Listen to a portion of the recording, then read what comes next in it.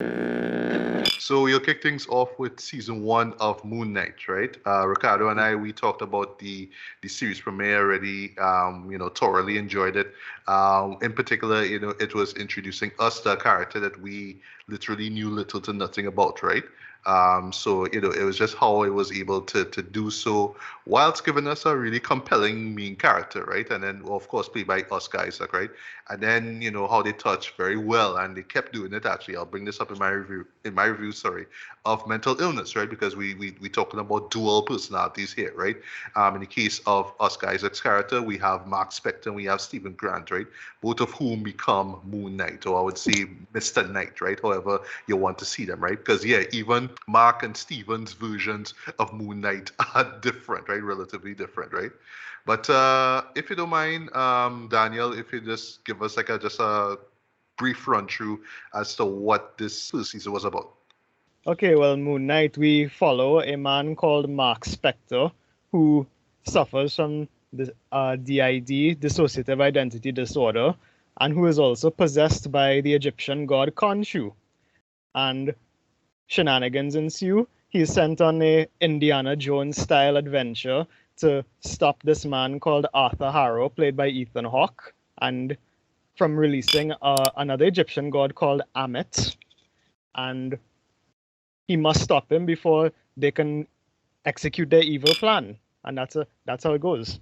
All right, cool. So I will just because I know we probably have similar thoughts, but I think we should just kind of do it one by one, and then we could kind of weigh in and like cut in and be like, okay, this is all right. Well, this is what you think, blah blah blah, right? So I will just share my thoughts, and then you guys could come through, right? So overall thoughts on the season here of Moon Knight, man. Thoroughly enjoyed it, man. But I will admit though that just at the moment, it is not my top or one of my top favorite MCU TV shows thus far. I think my main reason is simple, is because I'm being introduced to this character for the first time, right? So yeah, a lot of this season relied on me having to learn more about his character, learn about find out his backstory, his weaknesses, all that kind of stuff, right? So compared to other shows like say Hawkeye or WandaVision, where I am marginally familiar with the characters that are put in front and center. Here I was like, okay, I now need to understand who this character is and his try to figure out, well, without thinking too much about why he's in the MCU. I mean, right now where the MCU is right now, they could pretty much bring in whoever character they want to, right? But there were points in time where I was like, all right. If he were to show up like in some other MCU movie, would I really go crazy to hear that, right? So it was like that for me, right? Um, Really what makes this show work though, I mean, it's obvious Oscar Isaac though. He absolutely kills it, right? As both Stephen, who he starts off with, right? This mild-mannered, British guy who works at this museum, to Mark Spector, who we learn is just this globe-trotting assassin, right? So, or just a globe-trotting mercenary. We'll get to the assassin in a bit, right? Yeah.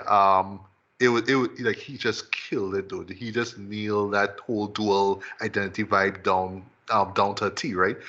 He even came off with a really convincing British accent, though, I must say, right? I even got the little opportunity to sneak in a couple of British quips as well too. Like I don't know, for me, right? Episode 2, where he fights that sort of Anubis like demon thing, right? And he's out in the streets, and that's where he had the oh gosh, he kind of suit and tie outfit, right? Which I actually like, right? Mr. Knight, yeah. Yeah, Mr. Knight, right? Yeah. Although, I mean, the Moon Knight outfit, of course, is way more badass, right? But I mean, the Mr. Knight thing is cool. I can imagine somebody like Tracy do a little cosplay of that very soon, right? Yeah. I call you out, Tracy. I call you out. Hell yes. Just figure out a way to see and breathe with that mask on, and Oh you're my fine. God. I already have a white tuxedo, so. Oh yes, you do. Yes, Yeah, I do. exactly. Yes. Ricardo, you Yeah. are winning. Yeah. I don't know, but it was just these quips he was doing, like the float like a butterfly, sting like a bee. My name is Steven with a V. I'm Right. sorry. I'm sorry. Those parts I didn't really care for. Like when he Yeah. when I understand why. I understand that Stephen is like the innocent side of Mark Spector, But it's like when he's Mr. Knight and he actually getting in the early episodes when he actually has the opportunity to fight and he acting all kind of stupid, it's like nah. Yeah. I Okay, prefer Mark Spector. Yeah, of course. It's meant to go be ahead. silly. That's how I saw it. So like when he goes wak wak, I was like, I don't know, but I just can't No, but get it that was image it out was of basically my mind. yeah, I was saying yeah, it's basically a Stephen Moffat comedy, yeah. You know, Yes, Steve Moffat. Yes. You're right, actually. Yes. You're right. Doctor Who kind of guy, right? Yeah. All right. So, yeah. So really, like I say, I mean, Oscar Isaac just nails it though. When the Mark Spector character comes in, he has his own segment where the story finally goes into Cairo, right? Because yeah, I mean, there was kind of leading up to it anyway, right? I thought that would, right? One thing that this show nails very well, though, is what I'll call the third man, right? We'll get into who the third man is, right? Because they keep throwing the Yeah. speculation, and I love how they yeah. do it visually. That kind of stuttering, right? And like to me, at early on, I was thinking, oh, it's Mark Spector. Like he's a guy who will just like straight up kill a whole bunch of people, right? But then you learn it's actually somebody else, right? Which I'll get into in the end of this, right? Um, that being said, though, I do think that this show, well, I don't know if it's a blame complex or IGN or it's always have these editorials who will just put out like like somebody some exec in Marvel will see a line and they'll say and they'll just put it up big and bold. Now I know IGN does that a lot, right? So you're saying Moonlight is gonna be the most brutal MCU show out there, blah blah blah blah blah. But I did watching this like. Not really. No, not really. Well, But the I thing know is, they were working around it. I find it was good until like it was normal until episode 5, and that is when it got brutal, like emotionally, like Yeah. Yeah. yeah, I'll Yeah. get to that. Like emotionally, yes. That particular episode. But I'm talking about like they were real hyping this thing up to be violent. Like I read it off here of a Wikipedia, right? Like Mark Spector is a brutal action hero, right? So we all did thinking like, okay, we're gonna just see a lot of blood and guts and whatnot, you know what I mean? But I know it's TVPG, but you know what I mean, right? But They the hit you. They defining hit you. is They hit you with something in the end of episode 4 that I was like, well, okay, yeah. if you're not into the show for the first couple episodes, by the end of episode 4, yeah, you're sticking around for the last few. Right. of course, yeah. And I know that's what you mean. because I think they gave the all the critics that now to hype that. Like that was because the end of episode 4 was the big hype. Like we're waiting Yes. for. And yeah, they drop it on the RL Dread. It's like, all right, good. Yeah. So you could tell that they work around it. Like it's not meant to be brutal. Like case in point, you literally have Steven, the slight spoiler, beating up on this sort of like phantasm character who literally comes from sand, and just him beating Right. down sand like a sand man to death. I'm like, all right, well, like the act itself is violent, but it's not like, oh my god, is the worst, is the most gory thing ever, right? If you understand what drift, right? So yeah, it's Disney plus level violence, like Right. but it still kind of works, right? That's all I'll say. But I think some people might go in expecting it to be like really brutal, but it's not really all that, right? That being said, though, where the story was going as well, I absolutely dug. I know for some people they might find there's not that much Moon Knight action in it, but it's more character based. It's more about learning about the character and all that kind of stuff, right? And that leads into before we get to episode 5, right? Now that leads to the villain himself, Atahara, right? At first I was a little iffy with him, like I thought like he was just this crazy zealot guy who has this sort of like hang up about we need to tip the scales and all that kind of stuff. He has this cool like power where basically he could tell if somebody's good or bad. But I love what his character alone, how it kind of sums up the hypocrisy in that belief. Okay, he's talking about, oh well, all right, you're gonna be bad like 2 years from now, so I must drain your soul, right? So it's like that, and he actually gets called up on it in the final episode where he meets the actual deity that he worships, right? But he did make for a formidable villain, though you could kind of buy into him being who he is.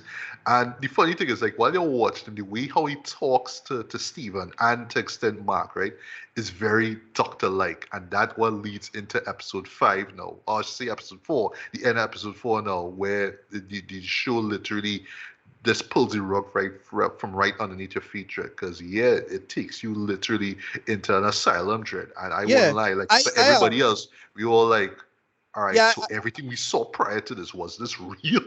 I love how the show touches on that, like playing with the perception between reality and fantasy, you know? yeah, I was pretty shocked with that because like, oh, we're getting some Dr. Caligari thing going on here, why? Like, what's going on here, why? Like, it's like Yeah. it's a real, I was thinking a little 12 monkeys too. Well, Be like, I was thinking, I'm a time traveler for the future, and then somebody come in and tell you, yes. nope, I was thinking that's all a lie. I was thinking like a Shut Island kind of something, you know, show who's the real person, Yes. who's the fake person, who going on here, who in who brain, what going on where. And I thought they made that work for what it was, and they played it out really well. Absolutely. Just a few more things, right? And you know, Ethan Hawke plays that well. Great. Yes, he is great as his zealot though, but I find when he was the doctor, he was so convincing, boy, to the point that I myself was wondering, wait. So all this what I saw from episode 1 up to like that end point in episode 4, all that was in this guy's head. You know what I mean? And even when he shows up in the final episode, slight spoiler, I still wondering if what I saw was real, you know? That's one question though. I wonder how if who's the creator, Mohammed Diab? Yeah, Mohammed Diab. Yeah, I wonder if how connected he is to Sam Ismail now, because I find it this real Mr. Robot dread. Like it feels Mr. Robot. Right? Yeah, it's a lot of Mr. Robot in this too. Like, and you know, the two of them Egyptian, you know, I know what's going on there, but like, yeah, Dread, that was like a real Mr. Robot vibe they drop on video, but it worked. It was good. It did. Mohammed Diab was the director of a couple episodes, but the one who created the show itself is Jeremy Slater. Okay, yeah. I've seen his name here now. I don't see he actually work on that god awful Death Note movie though. Wow. Yeah, okay. Right. Yeah. And I think he was on Umbrella Academy as well, I think. Right. Yeah. I've seen that too. All right, so that's a couple things covered, right? Speaking of Muhammad, right? I thought like from a directing standpoint, he crushed it though. I love like, you know, I mean it's creator studio stuff and all that kind of stuff, but I love how deep rooted into, you know, Middle Eastern antics. Well, it's just say Arabic culture it is though, right? Down to having Egyptian, right? It's very specifically Egyptian culture. Egyptian, that's one thing. That's the one thing that is avoided is the whole what I call it by the Orientalism now. Like they addressed it. Yeah, they addressed it well. Like that's why it work, because it's like clearly is the Egyptian approach to the storytelling, and you had to get that right now. And one of the main actresses, she was good. She's like a big star now.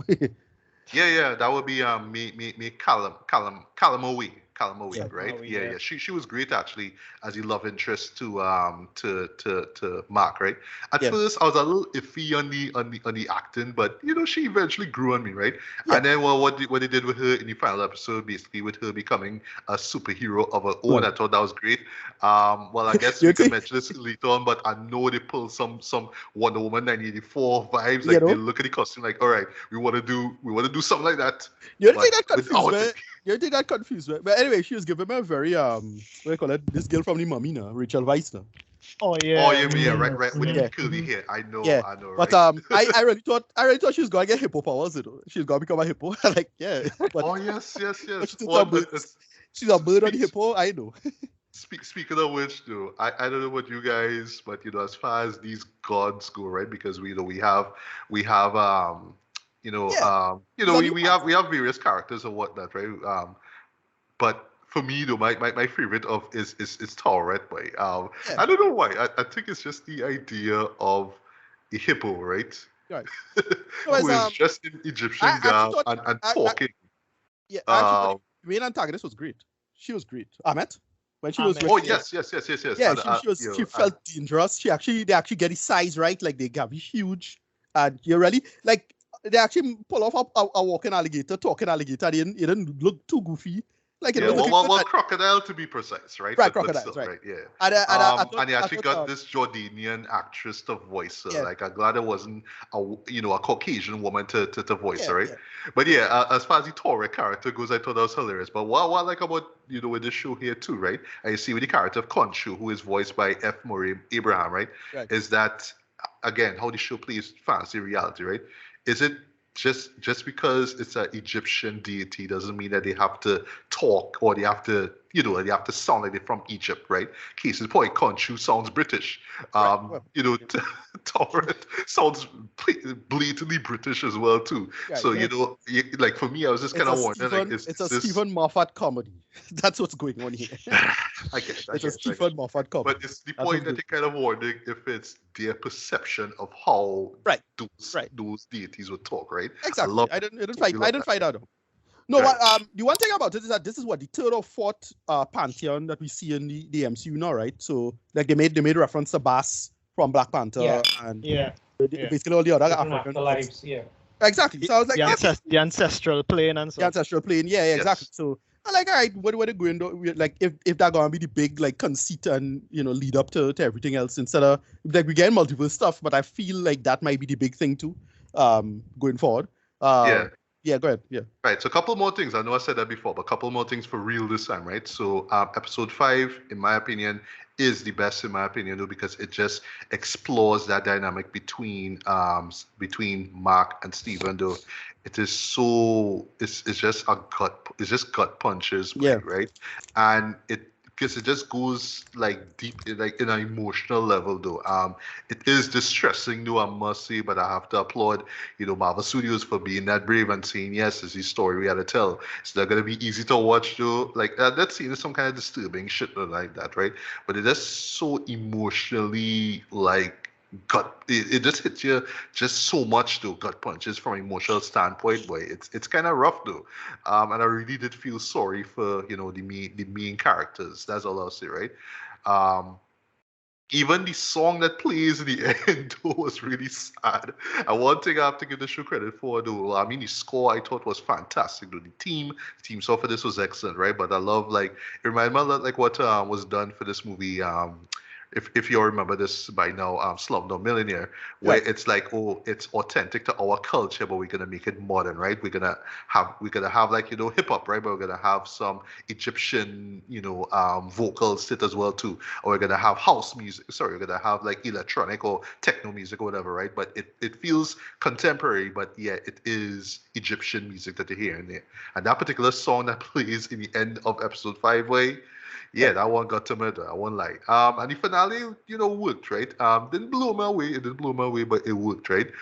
Seeing, Leela, that would be, that would be Mark's love interest, be the Scarlet Scarab, that's her name, was cool. Even though, like I say, I was picking up on a lot of with Wonder Woman 1984 vibes, right? Even to the point, there's this random chick who says, "Are you an Egyptian superhero?" I was like, that's like a real self-aware moment, but let's slide. It was cool, right? And just seeing where the characters went, that's all I'll say. Yeah, worked for me, boy. But then that post-credit scene happened, boy, and that's where we were introduced. Well, that's when they answered the question as to who was really doing all these like really brutal kills, right? And while I am not I know little to nothing of the character. I had to look this up afterwards though. Knowing that it was Oscar Isaac having a third character blew my mind though, and he is playing this Spanish quote unquote assassin called Jake Lockley, and just how they pull it off was excellent, right? I love that. It it was the perfect way to just answer that question. Just when you're thinking, but still, it was just like a nice little okay, in case you thought we wasn't gonna answer that, boom, here you go, right? So in closing, this was pretty solid, though, I must say. And this what makes this work? I would say at the end of the day, not just with Oscar Isaac, but I see this as Marvel Studios saying, here's what we're gonna introduce a character you haven't seen before. So I think non-MCU fans will appreciate this a lot more because it doesn't really tie in a lot to other existing films or whatnot, right? Or shows, right? It feels like its own thing, yet it is part of the same universe, right? So you wouldn't see like any references to Iron Man or Spider-Man or whatever, right? So I appreciate that. Right. I love how it felt different, like from a location standpoint. It was in Egypt, it was Egyptian culture, it was dialogue, stuff like that. Totally with gods, beliefs, all that stuff, right? But they never lost sight of the character and who it was, right? Though personally, I felt we could have gotten a little bit more of the Moon Knight character itself, but I understand why you had to explore the men behind the character, right? So I'll give them that, right? So rating-wise, Like a decent format. I enjoyed this for what it was. Wasn't blown away by it, mind you. And I wouldn't say that this is like one of my top favorite MCU TV shows thus far, though. But as far as introducing, the world to a new character through this universe, yeah, I thought they did a great job here, man. I can't wait to see who else they introduce next, in this cinematic universe, and finally how they're going to incorporate Moon Knight going forward. I know there's talks of a second season, but I want to see him like appear. I want to know if I think it should be possible by now, right, to have him appear in a future MCU film. I guess we'll see what it is in the long run. But yeah, this was solid, man. So yeah, Ricardo, your thoughts on this full season, man? Yeah, I was good with this. It was going normal for me until episode 5, and then that it really stepped up a tick in terms of quality. I really enjoyed that 5th episode. I was like really well done and deep, and I like how they just play on the mental health issue of it and trauma, and that whole history of the character, and that's why it worked. The finale episode was, I would say, rushed, because it felt like, they paced it out quite well, and it was economical. Let me just put it like that. Decent final episode, and it was going normal. Like, okay, they finally pay off Ahmet, and we get to see a kaiju fight. Great. And, they pay off the conceit between Ahmet and Khonshu and whatnot, and what's going on with that. It's like, yeah, fine. Everything paid itself off and paced out reasonably well. And then we get a post-credit scene, and I was like, all right, that was pretty goddamn awesome. Like, Khonshu was the man with the plan, though. He just do a little piece of wordplay with the contract and just, real mess up Mark and Super. And I was like, wow, that's like a real good lead up. He don't want to continue this, but like, come on, you can't leave it right here, man. That was excellent though for that thing. So season wise, I loved it. For what it was. I'm not familiar with the Moon Knight character, so I came into this relatively blind. We got a little bit of Dr. Caligari, little Mr. Robot-y, Shutter Island-ish kind of stuff. For what it was. And I was digging the hell out of it. Yeah, rating wise, I get it like an 8 out of 10. I thought this was great. Solid, one-off season. Oscar Isaac really held it together and was just an amazing actor playing against himself. He should win the Emmy for best actor and best supporting actor one time, right? He was just damn good. Yeah, but it really worked. I thought it was just excellent, and I didn't expect it to be as good as it was. I went in completely blind with this. Like, I don't know the character. Other people know the character. I never get into the character. But I really like what it did, and I just thoroughly enjoyed it for what it was. Yeah, 8 out of 10. Great. All right, Tracy, you have the floor, and then afterwards we'll give the mic. We'll pass the mic over to Daniel, right, to close things off. So yeah, Tracy, your thoughts on this first season, man? I love all my Disney Plus Marvel shows for everything that they bring. However, I feel like Moon Knight might be the closest thing that comes to WandaVision in terms of vibe, in terms of what the hell is this? There's like little odds and ends, pieces of information that I might have picked up along the way. Like, I know Stephen was supposed to be basically Bruce Wayne, but in this version they made him like a kind of commoner British normal person, that kind of stuff. But even stuff walking into it relatively unknown, it had a kind of, what is this mystery? What is happening here? And then, of course, from episode 4, Marvel loves, there was a joke on Twitter talking about the fact that episode 4 of all Marvel Disney Plus shows is where the rug gets pulled underneath you. You have WandaVision, and we get to see what's happening with the snap. Yelena shows up in Hawkeye, and here we have what's going on here. I actually quite like it. I know a couple things. Oscar had originally signed on for this limited series, but then it's now moved from limited season to supposedly a new season. So we will see where that goes, and it'll be interesting to see what Jake's shenanigans are up to. And I have to admit, the idea of having Khonshu, still having an agenda with the boys. Mark and Stephen might be out of it, but he still has Jake to do his dirty work. That is decidedly delicious for me. I would give it, I'd give it a 7. I'll give it, no, I'll be generous. I'll give it an 8 because I quite enjoyed it for what it was. That opening scene of episode 1 where my boy goes and puts the glass in his foot as like in his shoes and goes walking. It's like, all right, we're onto something. and that is, funny enough, that is what I most appreciate about Marvel shows that gives me weird. Loki, we know who Loki was and all that kind of stuff, but at the same point in time, all right, what's going to happen? Let's follow Loki during his shenanigans. Hawkeye, he finally gets the just reward that he, needs to get in terms of a character. And it was also Natasha's official eulogy over 6 episodes. Brilliant. Even Miss Marvel that's coming out. I'm looking forward to Miss Marvel. I'm really excited to see how they play into Miss Marvel. But you can almost sense, okay, this is where the beats will go, especially given the fact that there is a movie coming out. But with WandaVision and with Moon Knight, you really wasn't sure what the hell was going to happen or where it was going to lead. And I felt like if you were going into any of those 2 shows blind, without any kind of foreknowledge of the book or characters or any of the things, it would be a rewarding experience. I'm going to give it an 8 out of 10 for me in terms of Moon Knight. I agree with you. The soundtrack is joy. I also will say that whole Scarlet Scarab Wonder Woman, because I remember reading that there was a Scarlet Scarab who was a guy in the Marvel comics, but okay, that's one. And 2, I know Muhammad had an issue with Wonder Woman 1984. There was something about Wonder Woman 1984. I think it was. Of course, he had an issue with it. Yeah, definitely. No, but there was an actual. There was an actual thing. I can't remember what it is he was talking about. I think it might have been the whole saving the Egyptian children. That's or what whatever it is. That is what that it might was. have been. Yeah. That might have been it. And then there was, So I was like, when I saw her, in her full gown, I was like, ha ha ha. So I agree with you on that one. The soundtrack is delicious. 8 out of 10 for me. Bring on the next in the series. Oh right, and Kunal. There was a report that came out that said that they had a scene where one of the Eternals was meant to show up. So Kunal's character at the end of this season was going to show up because he was talking in Eternals. He was talking about Odin and Thor and all this kind of thing. So they had originally wrote him in to know and to be part of the whole scene. And I don't know how that would have played out, but it got written out. And I think that's good. I think it doesn't necessarily have to have everything being, this connects to that, which we saw 10 years ago, which will now connect to something that we'll see 6 months from now. Some things could just thrive on its own. So kudos to them and Moon Knight.